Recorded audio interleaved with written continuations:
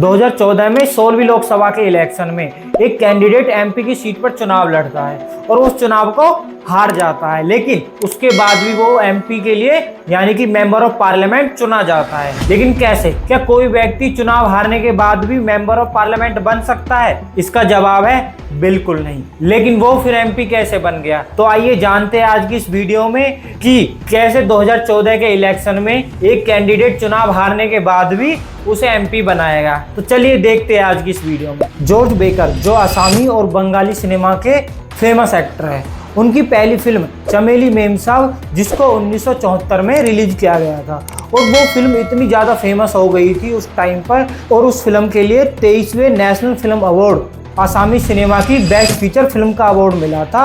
और इस फिल्म के बाद जॉर्ज बेकर इतने ज़्यादा फेमस हो गए थे कि इस फिल्म को दोबारा से बंगाली सिनेमा में बनाया गया 1979 में। और चमेली मेमसाब फिल्म में जॉर्ज बेकर ने एक ब्रिटिश प्लांटर का रोल किया था। इसका मतलब उन्होंने एक अंग्रेज का रोल प्ले किया था, जबकि वो रियल लाइफ में एक एंग्लो इंडियन कम्युनिटी से बिलोंग करते हैं। जब उन्होंने 2014 में पश्चिम बंगाल की हावड़ा कॉन्स्टिट्यूएंसी से एमपी की सीट पर बीजेपी की टिकट इलेक्शन लड़ा और वो उस इलेक्शन में हार गए, लेकिन और उन्हें 2015 में मेंबर ऑफ पार्लियामेंट की सीट पर नॉमिनेट किया बीजेपी ने। और उनके साथ साथ रिचर्ड है जो केरला स्टेट से बिलोंग करते हैं, जिन्होंने बीजेपी को 2014 में ज्वाइन किया था, उनको भी नॉमिनेट किया था मेंबर ऑफ पार्लियामेंट में। क्योंकि हमारी लोकसभा में 2020 से पहले 2 सीटें एंग्लो इंडियन कम्युनिटी के लिए रिजर्व हुआ करती थी, और उन 2 सीटों पर हमारी 16वीं लोकसभा में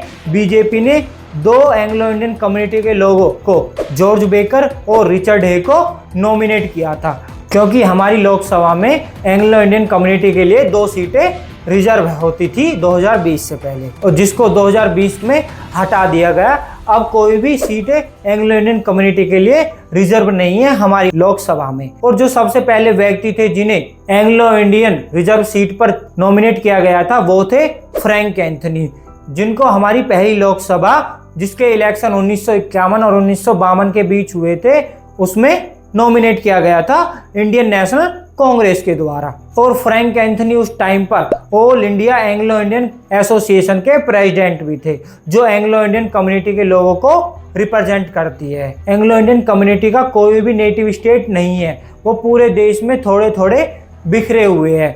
साउथर्न स्टेट में भी देखने को मिलते हैं, महाराष्ट्र में भी देखने को मिलते हैं, पश्चिम बंगाल में भी, उत्तराखंड में भी, और इस तरह से वे पूरे देश में देखने को मिल जाते हैं अलग अलग राज्यों में, लेकिन उनका कोई भी नेटिव स्टेट नहीं है। और इस तरह से जॉर्ज बेकर 2014 में एमपी की सीट पर चुनाव हारने के बाद भी उन्हें एंग्लो इंडियन रिजर्व सीट पर नॉमिनेट किया गया था, क्योंकि वो एंग्लो इंडियन कम्युनिटी से बिलोंग करते हैं। और एंग्लो इंडियन कम्युनिटी के लोगों के बारे में ज़्यादा जानने के लिए मेरे साइड में जो वीडियो देख रही है, उस वीडियो को भी जाकर देख सकते हो, जिसका लिंक मैं अपने डिस्क्रिप्शन में डाल दूंगा, वहां जाकर देख सकते हो।